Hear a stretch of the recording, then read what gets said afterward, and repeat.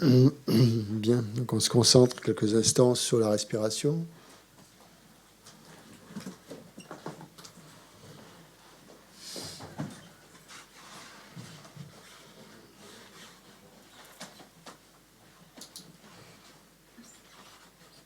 On laisse passer tous les états mentaux perturbés. On ne s'y attarde pas. Dans cette méditation, donc on n'est pas en train d'observer, on n'observe pas, si on observe l'esprit, mais on ne s'attarde pas justement sur les perturbations mentales. On se concentre plus sur la nature claire et lumineuse de l'esprit.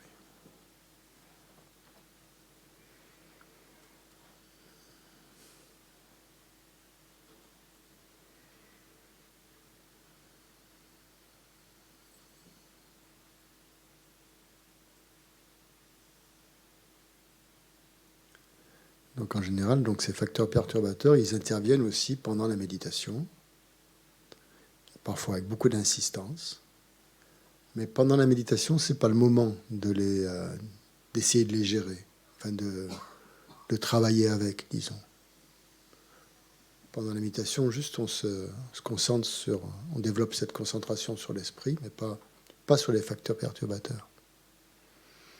Mais s'il frappe à la porte, on peut quand même regarder un petit peu quelle est leur nature. Et après, quand on arrête la méditation, on peut y revenir et essayer de dire, ouais, ben, il y a peut-être quelque chose que j'ai à régler, mais on ne mélange pas les deux. On ne mélange pas la méditation et le travail après sur les perturbations mentales pour essayer de régler nos histoires.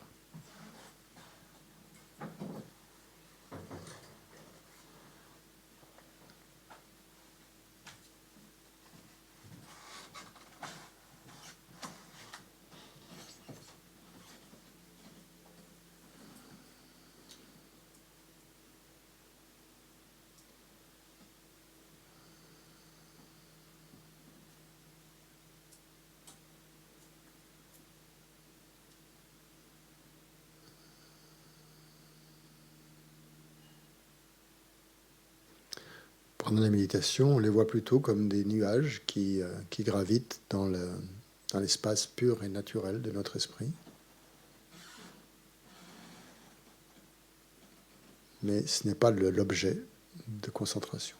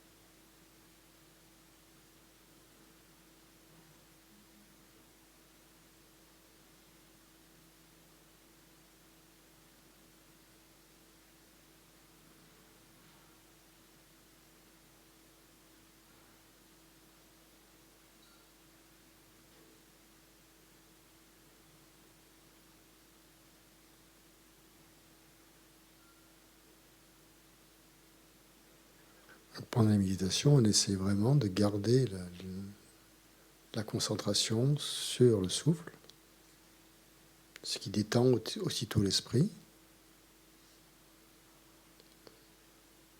puisqu'il n'est plus agité par des pensées, il n'est plus troublé. Donc sa luminosité, sa clarté se révèle beaucoup plus facilement.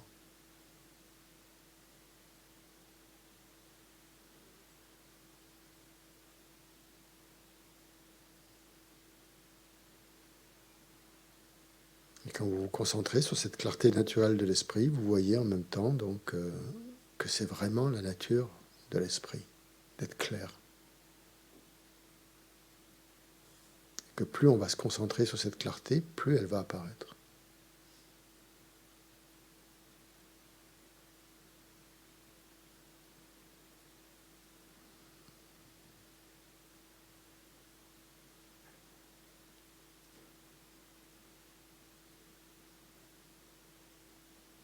Et au contraire, plus on va se concentrer sur les perturbations mentales, plus on va en faire apparaître. Donc le choix, il est entre nos mains. C'est à nous de décider.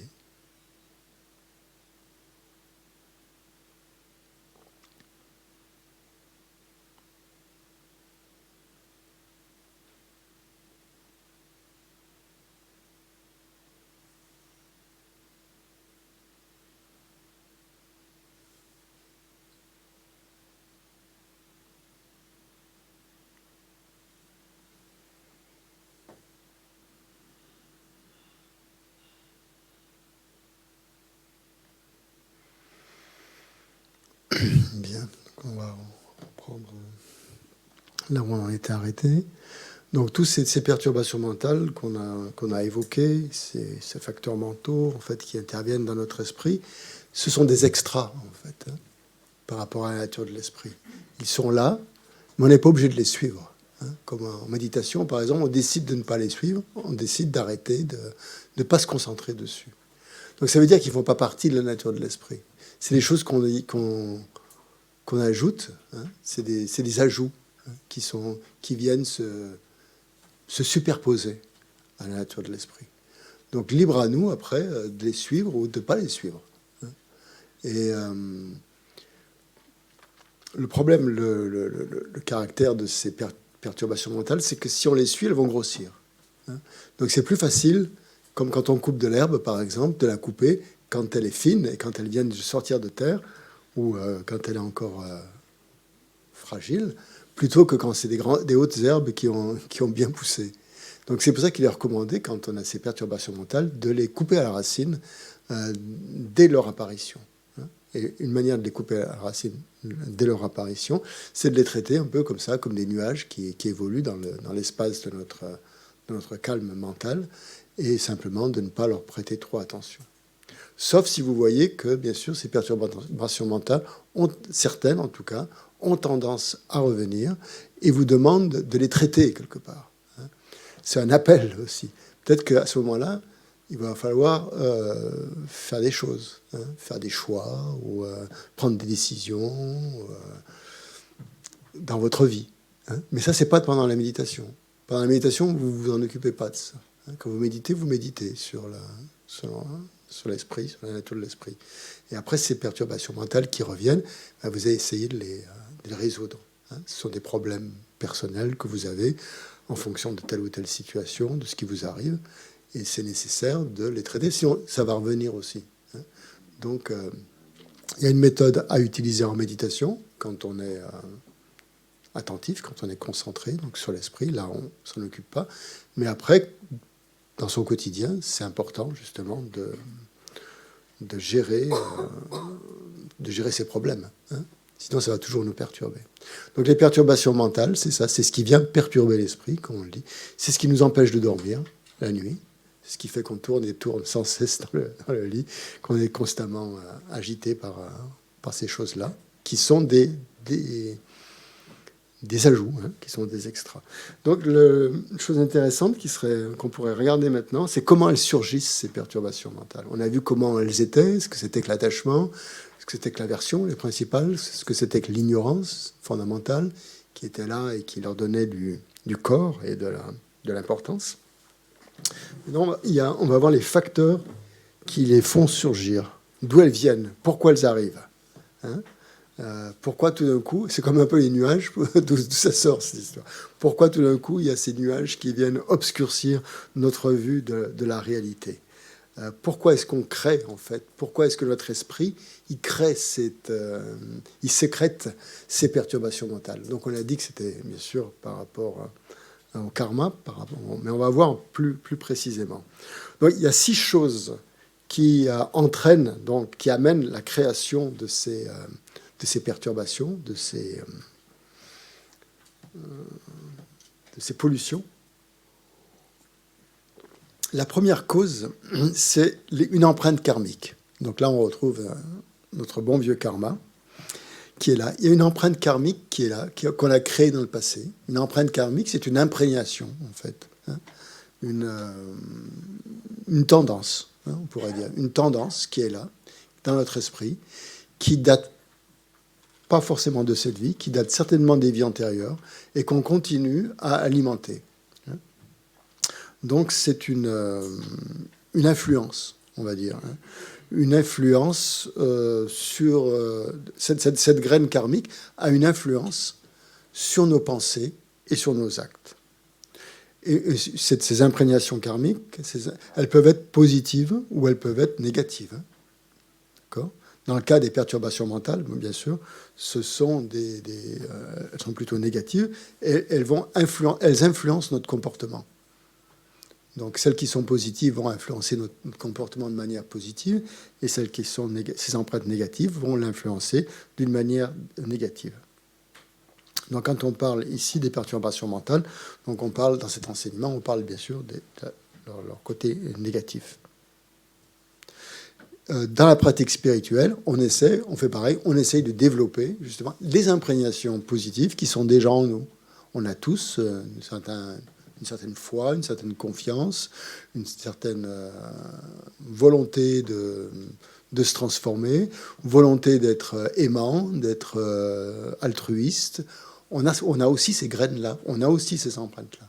Et ces empreintes-là, eh bien, on essaye de les développer pendant la méditation est un moyen de les développer.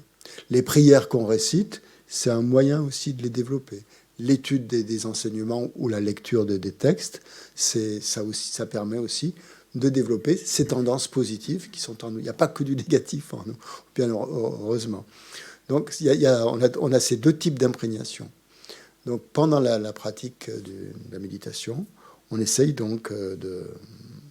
Tout ce qu'on fait, en fait, quand on fait une motivation, qu'est-ce qu'on fait pendant la motivation? On essaie de régénérer cette attitude, cette aspiration profonde qui est en nous à vouloir notre propre bien et le bien des autres. Et ça, en fait, c'est parce qu'on a cette nature profondément, qu'on appelle la nature de Bouddha ou qu'on appelle dans notre terre, cette nature qui est fondamentalement bonne, déjà, qui est dans nous, et qui nous fait aspirer au bonheur. Si on n'avait pas cette nature fondamentalement bonne, on n'aspirerait pas au bonheur, on ne chercherait pas. Hein. Mais en fait, rechercher le bonheur, c'est notre souci, notre préoccupation principale. Hein. Depuis le moment qu'on se lève jusqu'à ce qu'on se couche, c'est on ne pense qu'à ça, en fait. Comment est-ce qu'on va être heureux aujourd'hui? Qu'est-ce qu'on va faire pour être heureux aujourd'hui? Personne ne se lève le matin en disant « Qu'est-ce que je vais faire pour être malheureux aujourd'hui ?» Ça ne marche pas comme ça. C'est l'inverse. Hein. Donc ça veut dire qu'on a cette nature fondamentalement bonne. Donc on a aussi des imprégnations karmiques qui sont positives. Donc ces imprégnations karmiques, elles ne sont pas formelles, hein. Elles ne sont pas substantielles. C'est pas une substance qui est là. Hein. Elles sont un peu comme... et c'est une catégorie à part. Vous savez, dans les enseignements, quand on parle des phénomènes, il y a 2 catégories. Il y a les phénomènes qui sont des formes matérielles et les phénomènes qui sont des consciences. Donc formelles ou informelles. Les imprégnations mentales, c'est ni des formes ni des consciences. C'est une 3e catégorie qu'on appelle dans la classification bouddhiste ni forme ni conscience. Donc dans cette catégorie, on trouve ces empreintes karmiques auxquelles on ne peut pas attribuer une forme. Elles ne sont pas encore des consciences, puisqu'elles ne sont pas encore forcément manifestées. Hein. Ce seraient des consciences si elles donnaient lieu. Hein. Mais pour l'instant, ce sont juste des empreintes. Donc en tant qu'empreinte, ce ne sont pas des consciences. On est d'accord. Et en tant qu'empreinte, ce n'est pas une empreinte digitale. Elle n'a pas de forme non plus. Donc c'est Voilà. C'est une catégorie à part. C'est une influence, en fait. Hein. Une influence qui vient donc de nos... D'où elle vient? Eh bien, elle vient de nos pensées antérieures, elle vient de nos actions antérieures, et de tout... Et pourquoi elle se manifeste, ces empreintes? Parce que, tout d'un coup, on rencontre des conditions qui vont les faire apparaître. Il y a cette empreinte qui est là, mais si elle ne rencontre pas des conditions, elle ne va pas apparaître. Si vous mettez une graine dans la terre et vous mettez juste la graine n'importe comment et que vous ne l'entretenez pas, que vous ne lui donnez pas le soleil, la chaleur, les soins, l'humus, etc., cette graine, elle ne va pas forcément germer. C'est un peu la même chose avec les empreintes, les imprégnations karmiques. Il faut qu'elles rencontrent un objet pour pouvoir mûrir, pour pouvoir apparaître. Et quand elles rencontrent donc les conditions appropriées, ça va donner lieu à certaines actions, à certaines pensées, à certains actes, certaines paroles, hein, et certains traits aussi de notre comportement, de notre. Et parfois, on voit que notre comportement change quand on éloigne certains objets, hein, de notre vue. Si par exemple on est très attaché à quelqu'un et qu'on vient de perdre cette personne, ou qu'on a, c'est peut-être pas toujours la peine de mettre sa photo. Hein. Ça va continuer à alimenter une perturbation mentale. Donc parfois, quand on est, il vaut mieux se séparer carrément de l'objet qui suscite la perturbation mentale que continuer à fréquenter cet objet, hein, puisque la fréquentation de cet objet alimente, hein, constamment, va alimenter constamment cette perturbation mentale, parce que l'empreinte est là. Hein. Il y a une empreinte qui vient des vies antérieures. On a cultivé des empreintes d'attachement dans les vies antérieures. Donc forcément, quand on rencontre certains objets dans cette vie, eh ben, l'attachement apparaît. Donc l'attachement apparaît parce qu'il y a l'empreinte. Donc c'est la cause. Hein. Tant qu'on n'aura pas éliminé cette empreinte, et forcément, dès qu'il y aura un objet qui va correspondre à cette empreinte, hein, il faut que l'objet corresponde à cette empreinte. Si ça ne correspond pas, ça ne va pas forcément donner lieu à une perturbation, à de l'attachement, par exemple, à une perturbation mentale. Par exemple, je peux avoir l'empreinte d'attachement dans mon esprit, dans mon continuum mental, mais je ne sais pas, si je passe devant un magasin où il y a des tronçonneuses, disons, ça va rien me faire. Hein. Ça va pas me... voilà. Je vais pas avoir envie d'entrer dans le magasin pour me payer une belle tronçonneuse voilà, pour couper des arbres. Ça rentre pas dans mes intérêts, disons. Par contre, si je passe devant un magasin où je vois des belles guitares très chères, et où je me dis, c'est pas mal. Bon, ça va éveiller... ça va réveiller cette imprégnation d'attachement qui est dans mon continuum mental. Donc il faut que l'objet, en fait, corresponde à l'imprégnation mentale. Il faut que dans le passé, dans cette vie, j'ai entretenu ce genre de choses. Et donc du coup, si je passe devant un magasin où il y a quelque chose, un objet qui me plaît beaucoup, je vais tout de suite être perturbé. Hein. D'accord. Donc il faut qu'il y ait donc premièrement donc cette empreinte karmique. Deuxième truc, donc c'est l'objet relié à ça. Hein. Donc en l'occurrence, cet objet qui fait apparaître la perturbation mentale. Donc on dit relié en fait parce qu'il a une relation, il est lié, hein, à une empreinte karmique. Et comment ? Oui, si c'est une personne, ça va être un certain type de personne. On va être plus attiré par un certain type de personne que par une autre. Hein. On va éviter les personnes qui nous saturent, on va avoir tendance à éviter les personnes qui ne nous plaisent pas. Oui, c'est ce qu'on fait en général au quotidien. D'accord. Et on va plus spontanément vers des personnes qu'on trouve belles et voilà, qui éveillent en nous des qualités qu'on reconnaît chez cette personne. Parfois on les invente, hein, ces qualités. Hein.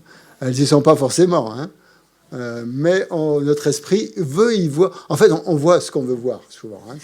C'est un peu comme ça que ça se passe avec notre esprit. Notre esprit, il aimerait bien que cette personne soit comme on voudrait qu'elle soit. Et donc, on va projeter sur cette personne les qualités qu'on voudrait y voir. Bon, ça va durer un certain temps. Hein. Au bout d'un moment, ça ne marchera peut-être pas. Mais c'est là où on peut se demander où sont passées les qualités qu'on voyait chez cette personne, puisque tout d'un coup, on ne les voit plus. C'est donc que cette personne ne les avait pas. C'est donc que c'était mon esprit qui avait complètement inventé, fabriqué ces qualités à cause de ces imprégnations mentales. Vous voyez comment ça fonctionne, l'esprit. Hein. C'est parce qu'il y a ces imprégnations mentales qu'on va chercher à les nourrir. Hein. Puisqu'on est dans le samsara, on ne fait qu'une chose, c'est de nourrir nos imprégnations mentales et continuer à tourner, hein, comme ça. Oui. Vas-y, dans le micro, pardon, si tu veux parler. À fond, bon. D'accord. Donc, c'est des objets, les personnes. Quand je parle d'objets, ça peut être des personnes, c'est pas forcément des objets physiques. Hein. Vous avez bien compris. Des sujets. Ça peut être des personnes, bien sûr. Donc, c'est pareil pour une personne. Si on est on est en général attiré par un certain type de personne. Pourquoi on est attiré par un certain type de personne plutôt que par un autre? C'est parce qu'on a cultivé dans le passé cette même attirance. Hein, cette tendance. Ça vient des imprégnations karmiques. Ouais. Et d'où viennent les imprégnations karmiques? C'est ça la question. Hein? Elles viennent des perturbations mentales. Les unes se nourrissent mutuellement. Les imprégnations, les perturbations mentales renforcent des graines karmiques qui sont déjà là et en créent de nouvelles. Alors après, si on les entretient, ces nouvelles, ben ça va devenir des imprégnations karmiques de plus en plus fortes. On creuse le sillon comme ça, de plus en plus. On crée à cause des perturbations mentales, on crée de nouvelles tendances. Mais j'ai du mal à voir qu'il n'y a pas de fin à ça. Enfin, je veux dire qu'il n'y a Ah pas de ben début. si, il y a une fin. Il n'y a pas de début à ça. Il n'y a pas de début, non. Si on cherche... le Bouddha dit qu'il n'y en avait pas, je ne sais pas. Moi, j'en vois pas. Avec je n'ai pas suffisamment d'omniscience pour voir un début à tout ça. Si un être omniscient vous dit qu'il n'y en a pas, moi j'ai tendance à le croire, mais bon, après je me trompe peut-être, hein, je ne sais pas. Donc, qu'est-ce que je disais? Donc c'est la deuxième chose, hein, pour que ces perturbations mentales apparaissent, il faut qu'il y ait un objet, hein, qui les fait apparaître. Il y a l'imprégnation, il faut qu'il y ait l'imprégnation. Deuxième chose, il faut qu'il y ait un objet relié, on disait, donc qui a un lien particulier avec cette empreinte. Donc ça peut être un objet des sens, hein, un objet physique ou un objet mental, une pensée, une idée. On a tendance à ressasser certaines idées, par exemple, parce qu'on a une forme d'imprégnation mentale. Et c'est difficile de sortir de ce sillage ou de ce sillon qui a été créé par les perturbations mentales. Donc en fait, une pensée, c'est un objet. Hein. Quand on ressasse certaines pensées, justement, cette pensée elle devient aussi un objet. C'est pas que des objets physiques. Hein. Ça peut être des objets mentaux aussi, qui nous amènent qui créent ces perturbations mentales. Donc ça, c'est le deuxième point.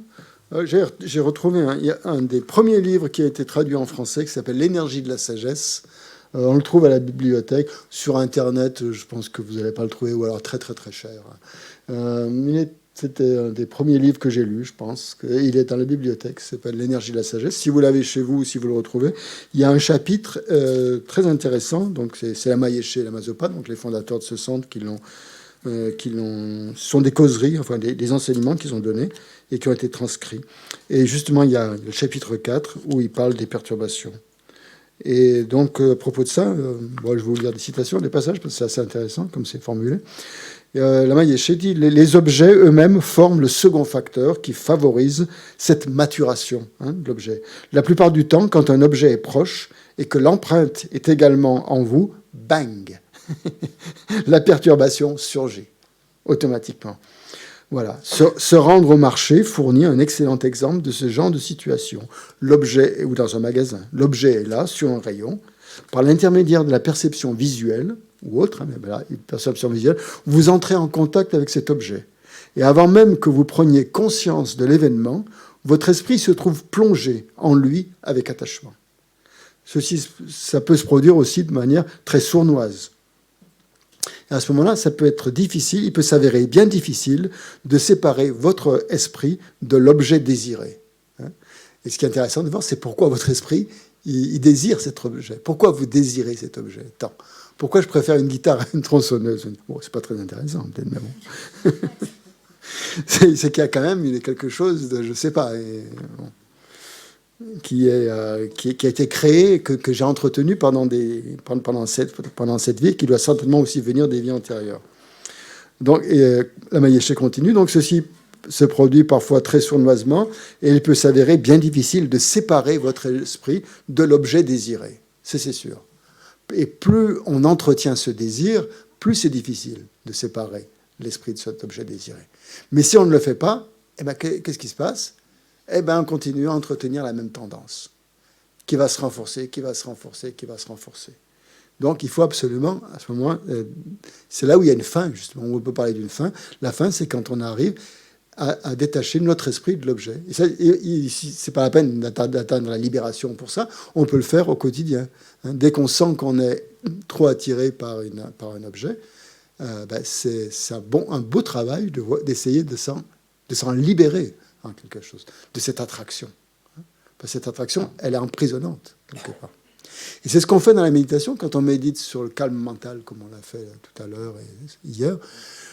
Si on voit passer il y a des pensées très agréables qui surgissent dans notre esprit pendant qu'on médite. Il peut y avoir des très, très agréables, et notre esprit a envie de les suivre.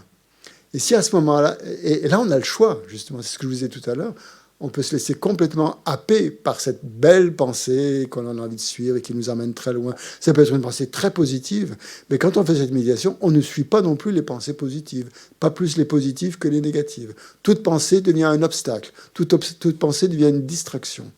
Donc si on voit apparaître cette pensée, eh bien, il y a un effort à faire pour amener l'esprit de l'autre côté. Et notre tendance va être de vouloir suivre cette pensée, surtout si elle est agréable, surtout si elle est positive, on a envie de l'entretenir. Mais ce n'est pas le but. Donc là donc, en l'occurrence, là on parle des pensées négatives, c'est encore plus important de s'en séparer. Donc la Mayeshe continue. Votre main se déplace alors spontanément jusqu'à votre poche, y trouve l'argent nécessaire, et voilà l'objet acheté, sans que vous vous en soyez rendu compte. C'est simple, hein, n'est-ce pas? Donc, lorsque votre esprit complètement halluciné entre en contact avec l'objet approprié, il y a une fausse croyance qui explose comme une bombe atomique. La fausse croyance, c'est que vous croyez que cet objet va vous apporter du bonheur.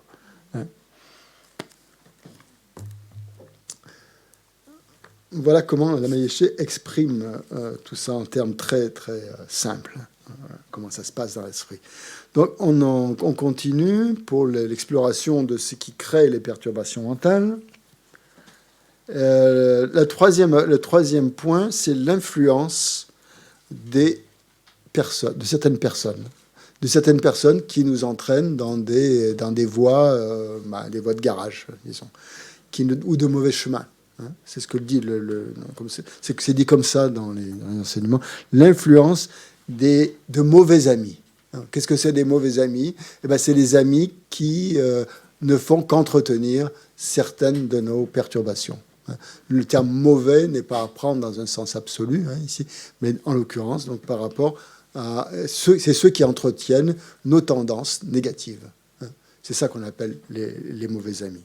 Ils ne sont pas mauvais dans l'absolu, ou irrémédiablement mauvais. Ils ont certainement des bons côtés aussi, ces amis, mais il y a des moments où, si on les fréquente trop, ça va nous détourner, par exemple, de la pratique.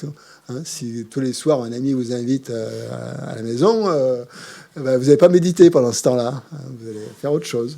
Donc, ça va pas être. Si vous avez décidé de méditer, ça va entretenir une perturbation mentale qui amène des distractions, par exemple. Donc c'est une cause aussi, une cause de perturbation mentale, ou en tout cas une cause qui entretient les perturbations mentales. La Mayeshe doit certainement en parler. Ouais, il parle ça des influences extérieures. Hein.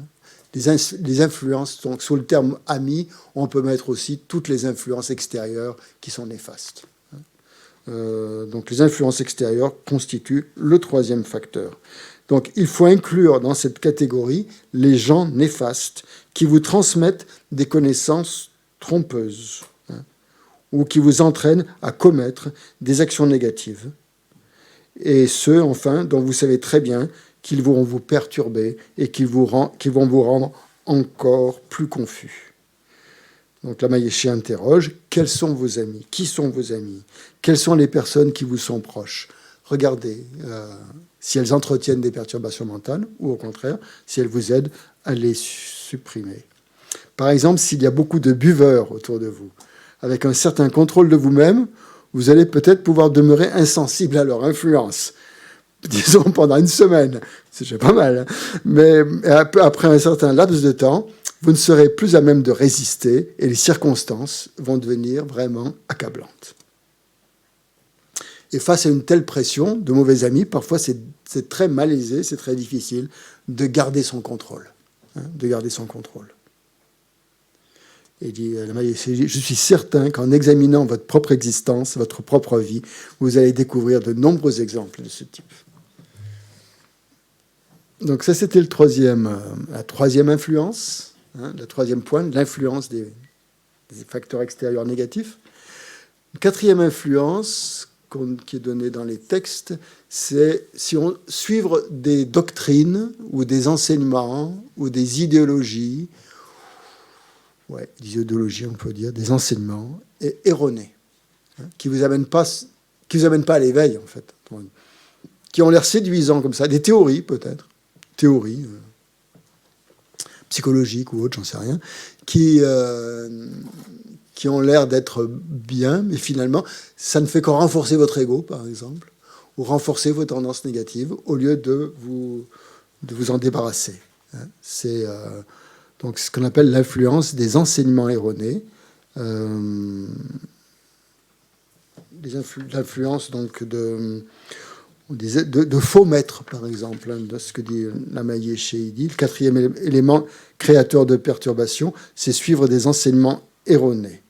Il se distingue du précédent, parce que le précédent, ça se rapportait à la fréquentation de mauvais amis dont l'influence était nocive. Ce quatrième facteur consiste à croire qu'une certaine personne est un enseignant remarquable, a des qualités remarquables, à écouter cette personne et à adopter toutes les conceptions fausses qu'il vous transmet. Donc ça, c'est un encouragement à ne pas suivre les faux maîtres, hein, les faux gourous, hein, et à bien essayer de discerner les faux maîtres d'un vrai maître, par exemple. Hein. Un faux maître, c'est quelqu'un qui renforce en fait vos perturbations mentales au lieu de vous amener vers la libération. Il parlait... Donc, la Mayéché fait référence à c'est raconté dans un sutra, je crois, je ne sais plus lequel. À l'époque du Bouddha Shakyamuni, vivait un homme qui voulait vraiment atteindre la libération. Il se rendit auprès d'un certain gourou indien, qui lui dit que pour atteindre la libération, il fallait qu'il tue 1000 personnes, et que chaque personne qu'il tue, il lui coupe le pouce, et avec chaque pouce, il se fait un collier. Et que ça, quand il en aurait 1000, quand il aurait tué 1000 personnes et quand il aurait fait son collier de 1000 pouces, il atteindrait la libération. Et voilà. Il lui dit, ce gourou lui dit, lorsque tu auras terminé ta tâche et obtenu des réalisations, reviens me voir pour que je te donne d'autres enseignements. Donc il était persuadé, cet homme, qu'en pratiquant ainsi, il allait il allait atteindre la libération. Donc Puis finalement, il a rencontré le Bouddha. Et là, le Bouddha, qui était un vrai maître, lui a dit que mais non, c'est pas du tout comme ça qu'on atteint la libération. Il faut pas écouter ces histoires. Je vais te montrer moi-même comment atteindre la libération. Manque de peau, il avait quand même tué 990 personnes. Quoi. Donc il aura quand même un karma négatif à éliminer. Hein. Mais bon, après, dès que ça devient positif, le Bouddha dit que ça va beaucoup plus vite. Bien, donc... Il s'appelait Angulimala. Mala veut dire rosaire, justement, c'est intéressant. Il portait le nom de sa perturbation mentale. Bien, donc voilà pour ça c'était donc les faux gourous, les maîtres erronés. Donc soyez attentifs à ne pas suivre de faux maîtres, des maîtres qui vous emmènent dans des voies de garage, dans des voies qui ne sont pas libératrices et qui vont vous perturber encore plus. Alors la quatrième, c'était donc cinquième, pardon. Alors cinquième, c'est les habitudes. Ce sont nos habitudes, tout simplement, qui continuent à entretenir les perturbations mentales. Certaines habitudes donc, qui ont été prises et dont on a du mal à se défaire vont entretenir ces perturbations mentales. Alors, qu'est-ce que ça veut dire, ces habitudes? Bon, ces habitudes aussi, ça vient du karma. Mais c'est plus des schémas de fonctionnement, on va dire, dans notre vie, sans forcément parler du karma. Mais on a adopté certains schémas de fonctionnement parce que souvent, ça nous est plus facile, disons. Quand on a un schéma de fonctionnement, c'est-à-dire que c'est un peu la solution de facilité pour nous. On adopte cette méthode parce qu'elle permet de résoudre, apparemment, superficiellement, certains problèmes. Donc on l'a adoptée et on continue à l'adopter, même si elle n'est pas très bonne. Par exemple, on peut avoir tendance à dire des petits mensonges, par exemple. On est dans une situation un petit peu difficile, on n'ose pas dire à la personne vraiment la vérité, que c'est comme ça. Et plutôt que dire frontalement, brutalement, la vérité à quelqu'un, on va lui dire, non, en fait, je ne peux pas venir parce que ceci, cela. Et on va essayer de se sortir de la situation en inventant une petite histoire. Bon, alors on se dit, c'est pas méchant, ça fait pas de mal. Finalement, la personne, ça évite de lui faire du mal. Je lui dis un petit mensonge et puis comme ça, tout le monde est content. Elle ne va pas m'en vouloir. Et puis finalement, ça ira mieux comme ça. Bon, ça peut paraître complètement anodin. C'est une façon anodine de se sortir d'une situation qui paraît pas grave, mais on crée finalement une espèce d'habitude. Plutôt que de dire la vérité, par exemple, de dire des choses vraies, on continue à alimenter une tendance à dire des petits mensonges pour se sortir d'une situation qui embarrasse un petit peu notre ego, quoi, disons, un petit peu. Et alors que, et ça développe une habitude. Et si au lieu de faire ça, on se dit tout de suite non, par exemple, je préfère ne pas mentir du tout, on va mettre fin à cette habitude. Parce que si on la continue, si on la fait perdurer, cette habitude, on va toujours se sortir de ces situations par des pirouettes, quoi. Oui, mais qu'est-ce qui est le plus important, ne pas faire de mal ou dire toujours la vérité? Parce que toute vérité n'est pas bonne à dire. Enfin, c'est ce qu'on dit. Toute vérité n'est pas bonne à dire, mais après, il y a peut-être des moyens, des façons de la dire qui n'est pas un mensonge non plus. Ça demande beaucoup plus de... Ça demande... beaucoup plus de temps, beaucoup plus... et puis certaines personnes sont plus fortes à ça que d'autres. Hein. Oui, bien sûr. Oui, là, pardon, prenez le micro. Est-ce qu'il y a des personnes qui ne peuvent pas recevoir la vérité? Ça existe, ça? Oui. Mais attends, qu'est-ce qui dit que ça fait mal? C'est vous ou c'est elle? Christian, on n'appelle pas ça des pieux mensonges? C'est des mensonges pieux, oui. Pour pas faire de peine. Oui. C'est voilà. gentil, ça part d'un bon sentiment. Oui, mais ce que vous ne voyez pas, c'est que c'est une manière un peu fausse de fonctionner. Ah, d'accord. Et qu'est-ce qui dit vous ne savez pas du tout, en fait, puisqu'on ne sait pas du tout, on ne voit pas les conséquences de ces paroles et de ces actes. Et on réagit par rapport à nos préjugés, souvent. C'est-à-dire qu'on se dit, finalement, ça ne lui fera pas de mal. Mais vous ne savez pas du tout. Ça va peut-être lui faire plus de mal si plus tard, cette personne apprend que vous lui avez menti, que vous ne lui avez pas dit la vérité, que si vous lui dites gentiment, d'une façon peut-être plus ouverte, ou j'en sais rien, je ne sais pas comment. Et après, il y a 1001 façons de dire la vérité aux gens, sans leur mentir. Mais vous, la projection qu'on a, c'est de se dire « Oh, ça va lui faire du mal ». Vous ne savez pas comment la personne va le... Vous ne savez pas à long terme si ça va lui faire du mal. Vous ne savez même pas du tout si dans l'instant suivant, comment elle va le ressentir, ça. Peut-être qu'elle va même apprécier que vous lui avez dit cela. Et vous vous dites, oh, ça va lui faire de la peine. Mais non, ça c'est votre projection. C'est votre esprit qui, lui, ne veut pas surtout pas faire de peine aux gens. Parce que vous êtes quelqu'un de bien gentil, voilà. Vous ne voulez pas, vous voulez pas faire de peine aux gens. Donc vous allez dire un mensonge pieux, un petit mensonge, comme ils l'appellent. Les anglophones disaient un mensonge blanc, white lie, un mensonge blanc. Ça donne une apparence de blancheur. Voilà.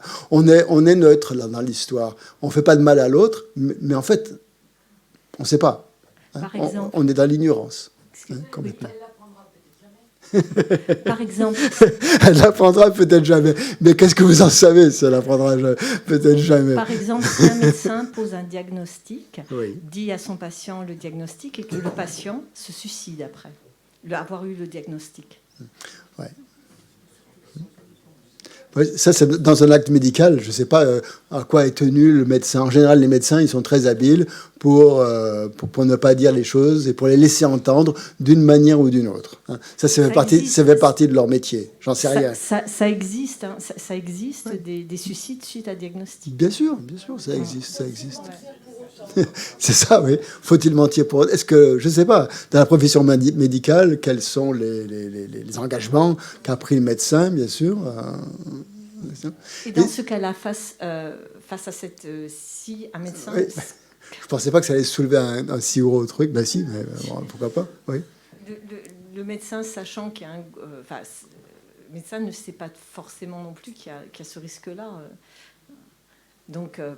Parfois aussi, il le sait pas, il faut faire attention, quoi. Ouais, ben, je suis tout à fait d'accord, il faut faire attention. Et Quand le Bouddha nous dit regardez votre souffrance, regardez que vous êtes malade, il nous donne le diagnostic. Il dit regardez. Il lui dit pas non, vous n'êtes pas malade, tout va bien pour vous, continuez comme ça, restez encore dans le samsara. Il y a des bons côtés dans le samsara, c'est pas mal. Il pourrait aussi nous entretenir un peu cette fausse idée dans laquelle tout va bien, quoi, finalement. Donc, voilà, j'ai pris l'exemple du mensonge. Bon, je me suis un peu douté que ça allait quand même soulever des trucs. Simplement pour vous donner un exemple d'une chose qui nous paraît anodine, qui crée une habitude. Et après, lorsque cette habitude est prise, on n'arrive plus à s'en sortir. Est-ce que je peux... Et ça augmente. Et ça augmente, surtout. Oui. Dans le cas, justement, toujours de la maladie, est-ce que, justement, on ne crée pas une perturbation mentale négative chez la personne en disant, justement, la vérité, tu vas mourir justement. Alors que la personne, si on lui fait espérer qu'elle peut guérir, elle va se battre. Elle va se battre dans sa tête mentalement. Mentalement, on peut beaucoup de choses. Non, mais dans le cas de la maladie, je suis d'accord. Je suis d'accord avec vous. Dans le cas de la maladie, je pense qu'il faut être très, très, très prudent et ne pas dire les choses frontalement comme ça, bien sûr. C'est ça. Mais après, si c'est juste pour sortir d'une petite situation dans laquelle on est un petit peu impliqué, qu'on ne veut pas... Moi, je parlais de ces exemples-là qui sont vraiment très anodins, auxquels on peut avoir recours parce que, c'est plus simple de dire un petit mensonge que de dire, de dire la vérité, quoi. Mais peut-être vous êtes de meilleurs exemples pour donner pour ça, pour l'habitude. On va voir ce que dit la Mayéché. L'accoutumance est le 5e facteur propre à augmenter la force des perturbations. Comment fonctionne-t-elle? Vous avez certainement une expérience avec un objet. Rencontrant un objet semblable, le souvenir de cette expérience apparaît et chaque fois que vous le répétez, la force de la mémoire s'accroît. Toujours plus puissante et déformée dans votre imagination. Donc, regardez, parce que notre imagination déforme la chose. C'est notre imagination qui nous fait dire « Oh, mais ça va lui faire de la peine, ça va lui faire mal, ça va lui faire... Et puis ça va m'impliquer dans toutes sortes d'histoires. Après, je veux pas. C'est complètement fictif. Ça, c'est des histoires qu'on se raconte, hein, pour éviter de dire, voilà, voilà. Donc pour éviter de dire les choses vraies. Hein. Et donc ça crée l'habitude du mensonge. Je suis désolé, c'est comme ça que ça marche. Donc l'accoutumance fabrique certaines associations si vivaces que lorsqu'une situation similaire se présente, l'esprit se jette automatiquement au-devant des facteurs perturbateurs. Ouais, donc ça, c'est l'accoutumance à certaines choses. Les Mayéchés disent, certains sont si obsédés par un objet impur qu'ils ne peuvent l'oublier. Pourquoi cela se produit-il ? Parce que l'expérience s'est renouvelée encore et encore, laissant une empreinte de plus en plus profonde. L'esprit se complaît alors à ressasser, à l'évoquer, à nourrir plus encore cette hallucination. Ces gens ne peuvent dormir, même sans que la vision de cet objet les poursuive, jusque dans leurs rêves. Voilà, je suis certain que chacun d'entre vous peut témoigner de ce phénomène. Une habitude cultivée régulièrement, dont les empreintes acquièrent suffisamment de force, peut très bien vous rendre fou. C'est toujours la Mayéché qui parle. Donc voilà donc le cinquième l'habitude ou l'accoutumance. Oui, et la sixième, c'est les idées fausses. Les idées fausses. Les idées fausses, c'est les idées qu'on entretient au sujet des qualités de ces objets, de certains objets. Et c'est surtout lié à... On va exagérer, par exemple. Ces idées fausses vont nous amener à exagérer les qualités de certains objets ou de certaines personnes. Et ça provoque de l'attachement, ou d'exagérer les défauts de certaines personnes ou de certains objets. Et ça va provoquer de l'aversion. Si vous exagérez les qualités de quelqu'un, automatiquement, ça génère de l'attachement. Ces qualités, elles n'y sont pas forcément. Et c'est ça qui montre qu'on est attaché à quelque chose.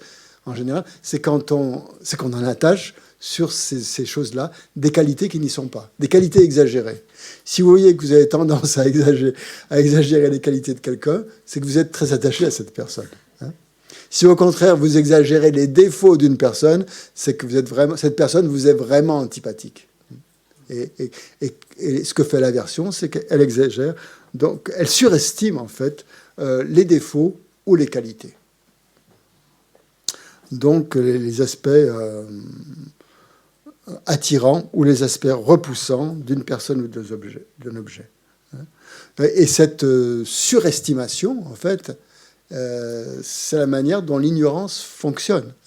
L'ignorance surestime sans arrêt quelque chose, ou sous-estime même.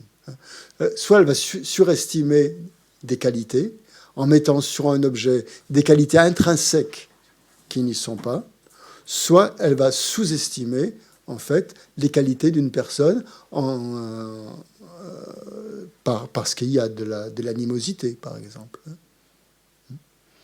Donc, dans un cas, on surestime des choses qui n'existent pas, et dans un autre cas, on sous-estime des choses qui existent. Bon, c'est très profond. Vous avez retenu, vous l'avez noté ? Dans un cas, on surestime des choses qui n'existent pas, par exemple des qualités, et dans une autre situation, on sous-estime des choses qui existent, des qualités aussi. Et c'est un peu ça que fait l'ignorance. L'ignorance surestime l'existence intrinsèque des choses, leur existence véritable. Oh, c'est un vrai ami, ça va vraiment apporter du bonheur. Ça. Et dans l'autre cas, sous-estime des choses en disant « oh, ça n'existe pas », alors que ça existe, par exemple. Comment? Sous-estime ce qui existe. Ouais. Non, dans un cas, on surestime ce qui n'existe pas, et dans l'autre, on sous-estime ce qui existe. C'est-à-dire, on ne croit pas à ce qui existe. L'existence intrinsèque, c'est accorder une existence propre aux choses. C'est-à-dire que ces qualités font intrinsèquement partie de cette personne. Cette personne est fondamentalement bonne, fondamentalement belle, fondamentalement généreuse, fondamentalement tout, quoi. Quand on est attaché à quelqu'un, c'est comme ça que ça se passe. Hein?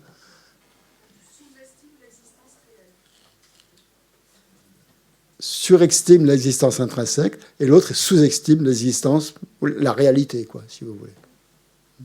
Dans un cas, on surestime nos propres projections. Dans l'autre cas, on sous-estime la réalité de la personne en question. Le sixième facteur, donc, qu'est-ce que dit Lama-Yeshe? Donc, c'est ça, donc, c'est ces idées erronées. Donc, Lama-Yeshe, je reprends l'enseignement de Lama-Yeshe. Le sixième facteur concerne également des choses qui apparaissent dignes d'intérêt. Au moment où se manifeste la mémoire d'un objet, vous portez sur lui un certain jugement. Excellent, fantastique. Il possède telle ou telle qualité, et patati et patata. Vous exagérez prodigieusement sa valeur jusqu'au point où l'image que vous en créez ne ressemble plus du tout à l'original. L'objet est simplement devenu le produit de vos conceptions erronées. Et ça, c'est malheureusement ce qui se passe pour beaucoup de choses. Prenons l'exemple. Vous avez un ou une amie dont l'idée vous obsède. Chacun de ses mouvements, chacun de ses gestes vous paraît remarquable. Sa façon de marcher, de parler, d'agir, tout chez lui ou elle vous semble parfait. Même si cette personne agit vraiment très mal, c'est encore pour vous une source de plaisir. Vous êtes tellement préoccupé par son côté attrayant que ses aspects déplaisants vous sont entièrement masqués.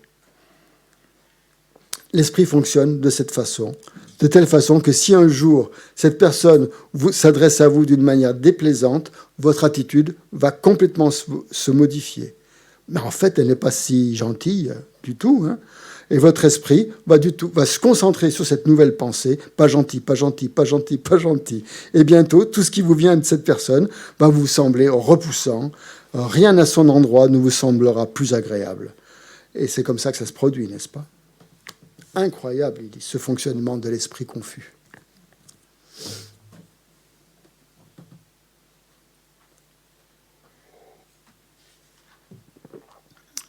Donc voilà les six aspects, les 6 choses, les 6 facteurs qui influencent, donc qui créent, qui influencent, qui perpétuent les perturbations mentales. Donc tout ça fait partie, bien sûr, de la description un peu, comme on disait, psychologique, hein, de l'esprit, qu'on étudie aussi dans le bouddhisme. Ça fait partie donc de... Ça va venir, on va étudier ça dans Découverte du bouddhisme.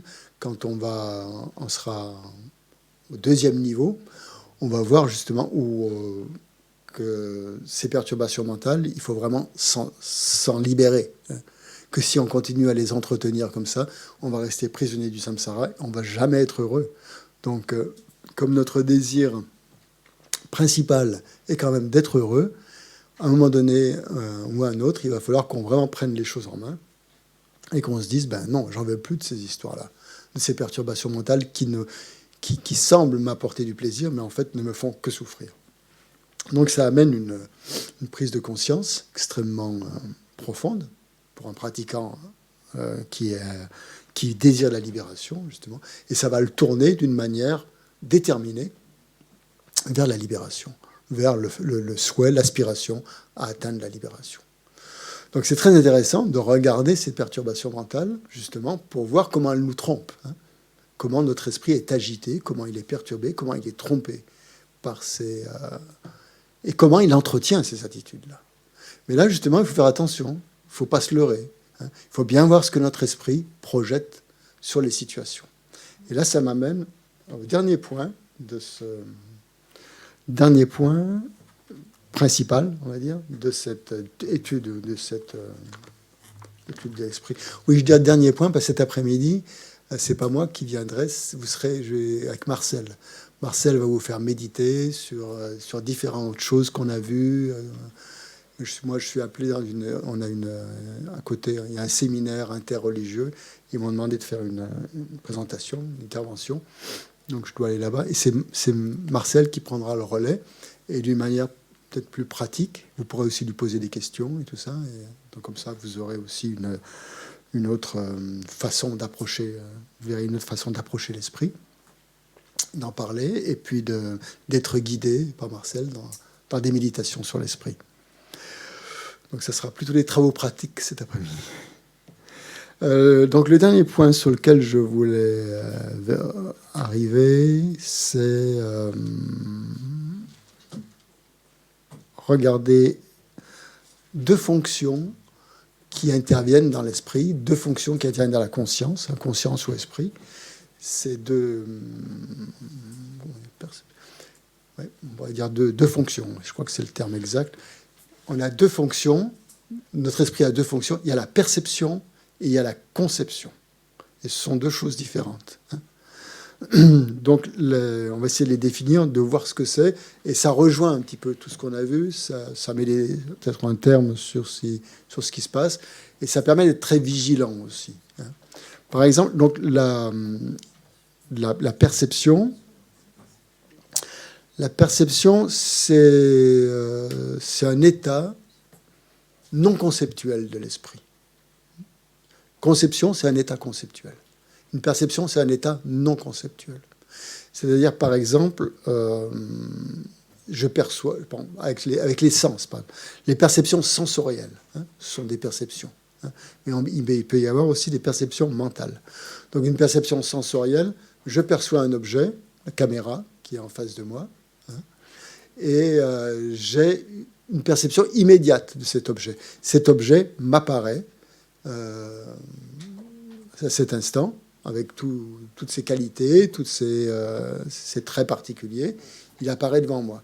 Et c'est une perception directe. Je vous vois, vous me voyez, toutes ces perceptions visuelles, auditives, on entend des sons, olfactives, on sent des odeurs, gustatives, on goûte des goûts, des saveurs, etc. Mentales aussi, on a des pensées, tout ça. Ça intervient. On a des perceptions directes de la chose en question. Et la conception, c'est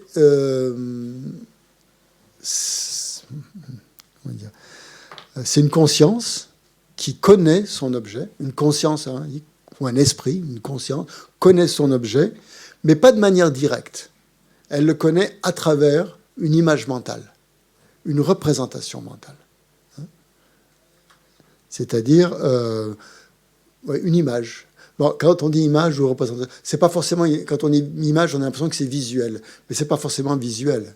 Entendre un son ou se représenter, avoir une conception d'un son, on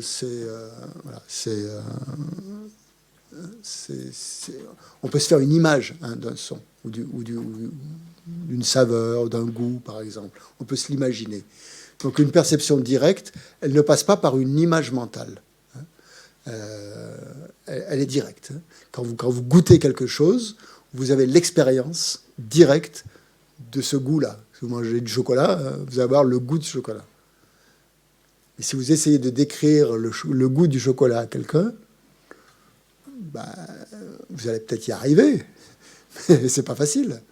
En tout cas, la personne ne goûtera pas le chocolat. Elle va se faire une idée du goût du chocolat. Mais ça ne sera pas le goût du chocolat. Elle va l'imaginer. Elle va en avoir une conception, peut-être, à travers votre description. Alors, si vous êtes un bon orateur, vous allez utiliser plein d'adjectifs, savoureux, etc., sucré, enfin, je ne sais rien, pour essayer de lui faire ressentir ce goût-là. Mais cette personne-là n'en aura pas une perception directe. Elle en aura une appréhension. Elle en aura une conception à travers une représentation, une idée. Si vous voulez. Donc la conception, en fait, c'est ça. C'est se représenter un objet grâce à une image mentale qu'on se fait de l'objet. Hein, et on peut se faire différentes sortes d'images mentales, des différents sens, hein, ou de la conscience mentale aussi.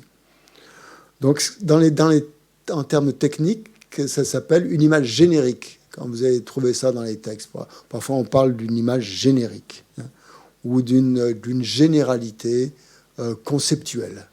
Hein. Donc, pour simplifier, donc la perception, c'est la perception directe de l'objet, et la conception, c'est le sens qu'on donne à l'objet. Tout ce qu'on met en plus sur l'objet, hein, qui n'y est pas forcément. Hein. C'est-à-dire, c'est tout le sens que l'on donne aux objets que l'on perçoit. Et ça, c'est très, très important dans le fonctionnement de l'esprit.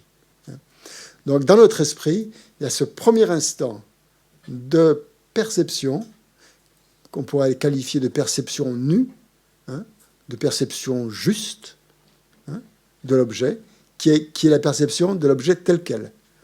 Et à l'instant suivant, il y a la conception qui vient mettre sur l'objet tout un bagage, tout un vernis, toutes sortes de choses que votre esprit vient placer sur l'objet.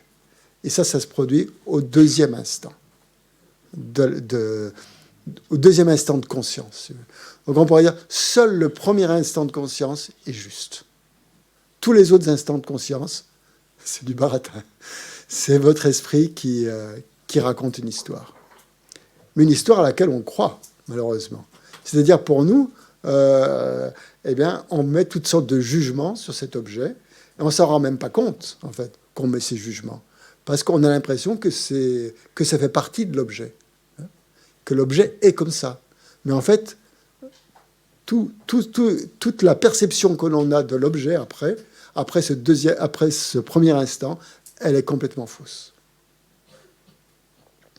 Elle est complètement fausse parce qu'elle est exagérée par des concepts, par des conceptions, hein, des concepts de valeur que l'on va mettre sur l'objet, hein, et qui ne sont pas l'objet lui-même. Bien d'accord, hein? Donc, c'est l'objet objectif, si vous voulez, il n'y est plus. Après, il n'y a que l'objet subjectif qui vous apparaît. Et la plupart du temps, si on ne fait pas un effort, ça passe complètement inaperçu, ça, hein.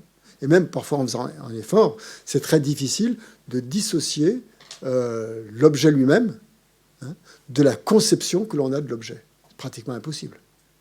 Hein.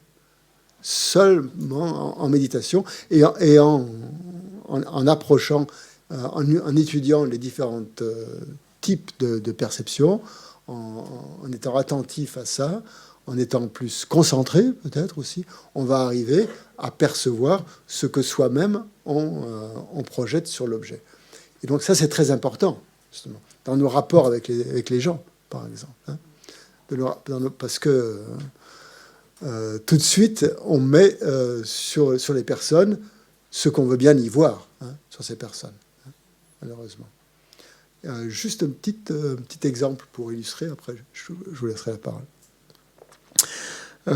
Par exemple, dans une foule, disons dans la rue, vous voyez quelqu'un, hein, la première, au loin, vous voyez approcher quelqu'un. Au loin. Votre première perception,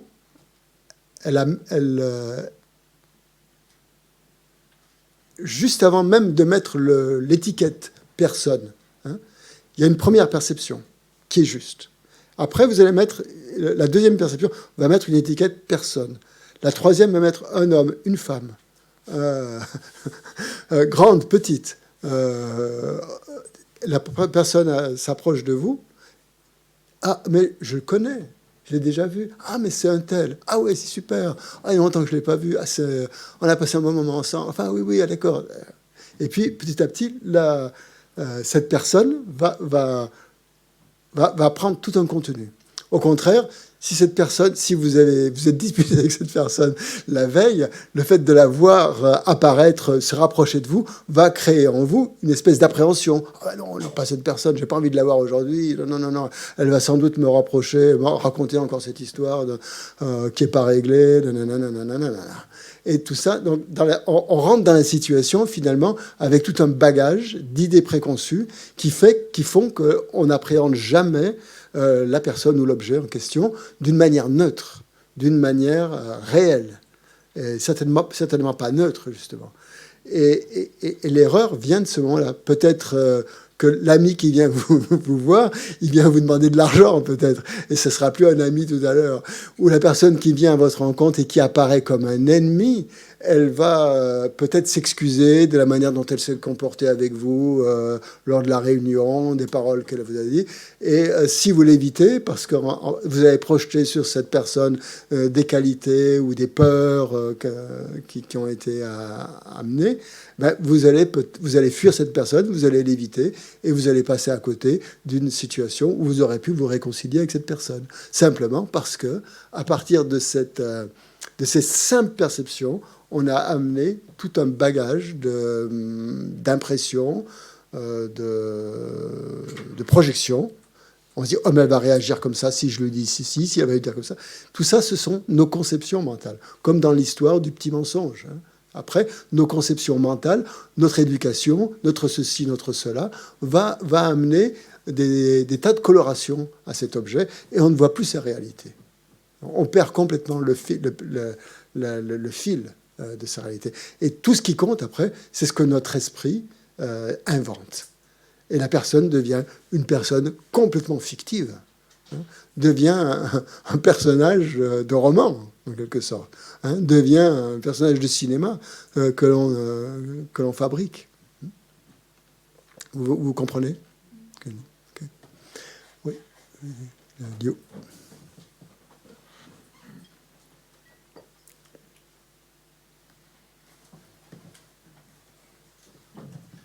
Je voulais juste poser la question, est-ce que le premier instant dont tu parles de perception, est-ce que ce serait l'intuition?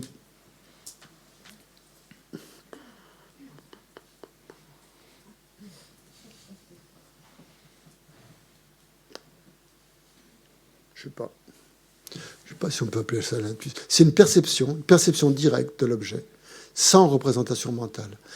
L'intuition, c'est peut-être quelque chose... je pense que l'intuition... Elle peut être juste ou fausse, l'intuition.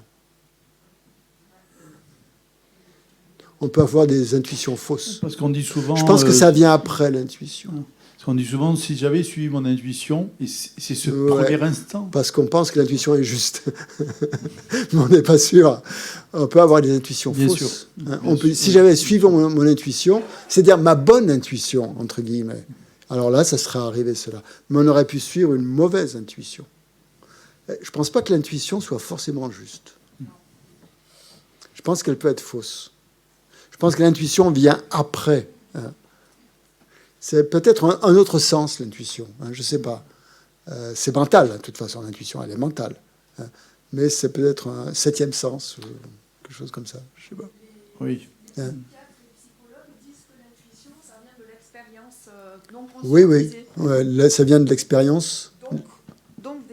Donc des schémas mentaux, des perturbations mentales qu'on a eues avant, qu'elles soient positives ou négatives. Elle n'est pas forcément pure, cette intuition. Elle peut l'être, mais pas forcément. Ça va dépendre justement de par quoi elle peut être influencée par des schémas mentaux de tous ordres, de toutes sortes. Ouais. Si sur Zoom vous avez des questions, vous voulez poser des questions, n'hésitez, on ne vous oublie pas. Enfin, je ne vous oublie pas, vous pouvez les poser. Oui, mais j'aurais une petite question, Christian. Sven. Vas-y, Sven. On partage un coup ici, un coup là-bas. Mais... tu nous as rappelé la nature fondamentale de l'esprit en 2 temps, en nous disant qu'il est clarté et connaissance, l'esprit. Ouais, si tu veux. C'est pas sa nature fondamentale, c'est sa définition. Ah, ok.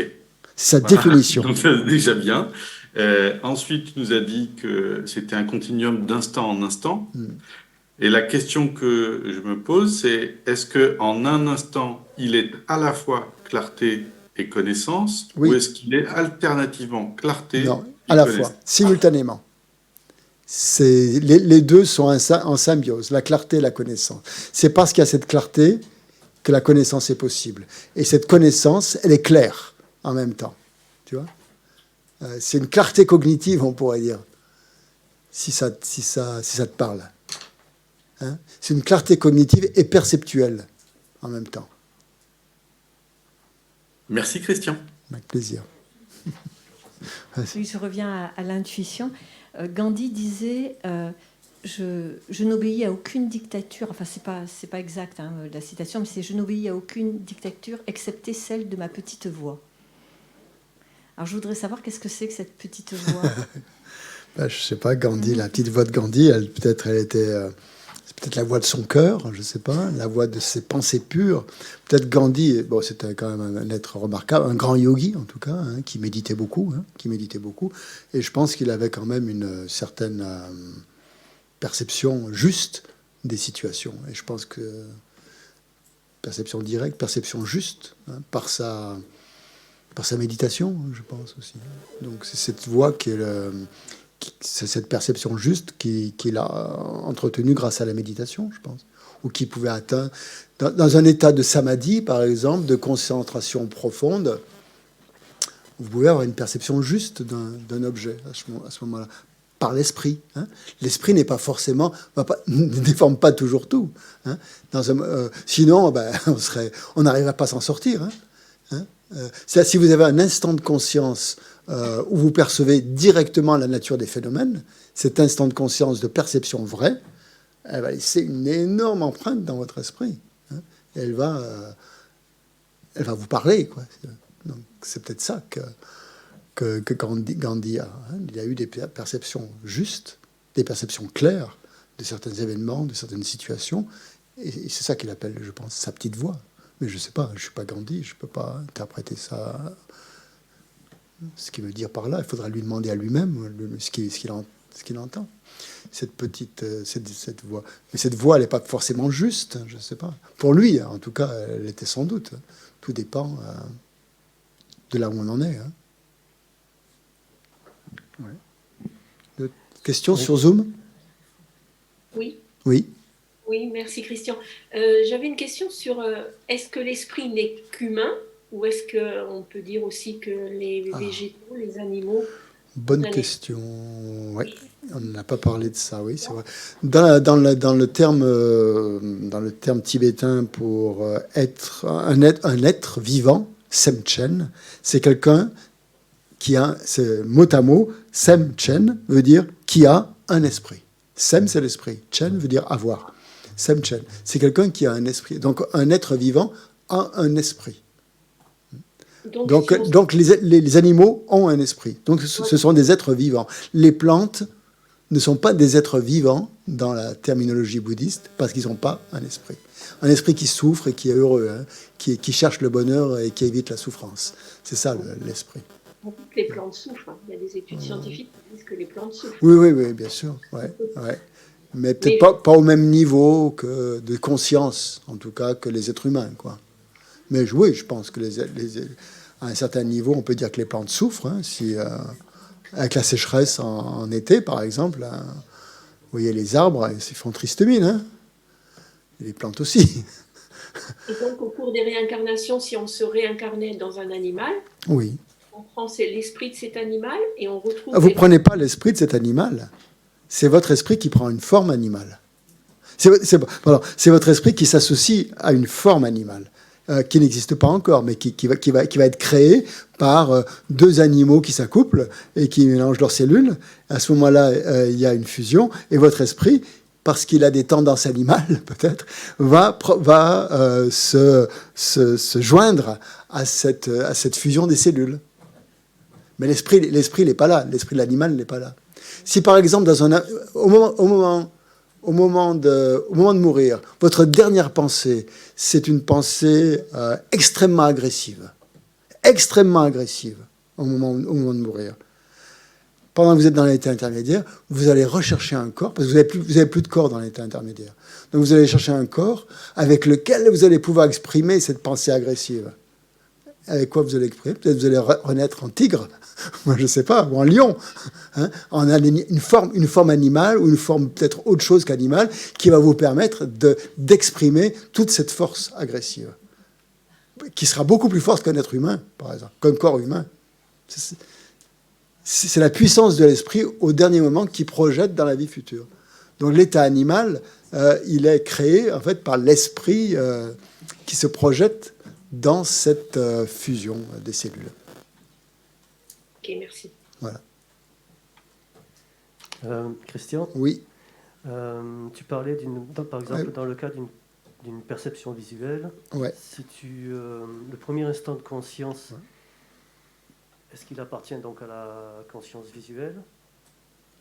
Et est-ce que le deuxième instant est plutôt du domaine de la conscience mentale? Non, c'est toujours.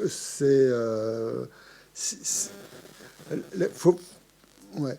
Conscience visuelle, il y a les consciences sensorielles et les consciences mentales. Donc, quand tu es. Ta première disons, ta perception, elle est dictée par tes yeux, et quand tu perçois quelque chose. C'est une perception visuelle. Ça reste une perception visuelle. Mais ton mental vient mettre des choses par-dessus. Mais c'est plus une perception mentale. C'est pas une perception mentale. C'est une perception visuelle déformée par ton mental. Justement, quand tu disais que le premier instant était non conceptuel, est-ce que c'est aussi est-ce qu'il y a déjà le premier instant, il est non conceptuel dans une perception visuelle. Ouais. Est-ce qu'il y a déjà non. Le mental dedans? Non. Donc la perception visuelle qui est directe et non conceptuelle. Oui. Et tout ce qui devient après une conception appartient au mental. Oui. D'accord. C'est ça. Ah oui. Merci. C'est ça. Voilà, ben, c'est terminé. Il est 13h. Vous allez manger. On n'a pas parlé de l'âme. Ni du cerveau. Hein, l'esprit n'est pas le cerveau. L'esprit n'est pas le cerveau, vous avez bien compris, puisque le cerveau, c'est matériel, et donc l'esprit immatériel, donc c'est pas le cerveau. Hein. Donc parfois, les scientifiques confondent l'esprit et le cerveau. Mais pas forcément. Hein. Et l'âme, alors l'âme, c'est un nom qu'on donne peut-être à cette conscience fondamentale qui passe de vie en vie. Le bouddhisme ne l'appelle pas âme, parce que dans la conception bouddhiste, l'âme serait quelque chose de permanent, qui ne bouge pas. Et l'esprit est impermanent. C'est cette continuité d'instant de conscience. Donc, ce n'est pas l'âme. Mais si on prend le niveau le plus subtil, très, très, très, très subtil de l'esprit qui passe de vie en vie, c'est très proche de l'âme, en tout cas. Bon, après, esprit subtil, âme, ce sont des noms que différentes religions ont donnés, peut-être à la même chose, peut-être pas. J'en sais rien. Je ne connais pas suffisamment comment les chrétiens ou les autres traditions considèrent l'âme. Mais en tout cas, ce n'est pas l'âme au sens de quelque chose de permanent, quoi, disons. Voilà. Donc, après, tout dépend des définitions qu'on donne. Donc, l'esprit est complètement impermanent. Mais à un niveau très, très, très subtil, effectivement, il y a quelque chose qui passe de vie en vie. Donc, si vous voulez l'appeler l'âme, ben, appelez-le comme ça. Mais le bouddhisme ne l'appelle pas âme, il l'appelle la conscience très subtile, ou la claire lumière. Voilà, des moments subtils. Donc je vous laisse là, je vous retrouverai dans un mois, je vous enverrai tout ce qu'il faut. Vous voulez que je vous envoie la liste des facteurs mentaux, secondaires, perturbateurs, tous les trucs? Vous les voulez? Je vous les envoie. Sinon, il y a un site sur Internet qui s'appelle Dharmapédia. Dharmapédia, comme Wikipédia, mais c'est Dharma. Et là, vous allez trouver toutes les définitions, toutes les catégories, tous les trucs. Vous tapez, dans ce site, vous tapez 51 facteurs mentaux, vous allez avoir la liste. Dharmapédia. Vous pouvez le télécharger en application ou y accéder. C'est souvent renouvelé, donc...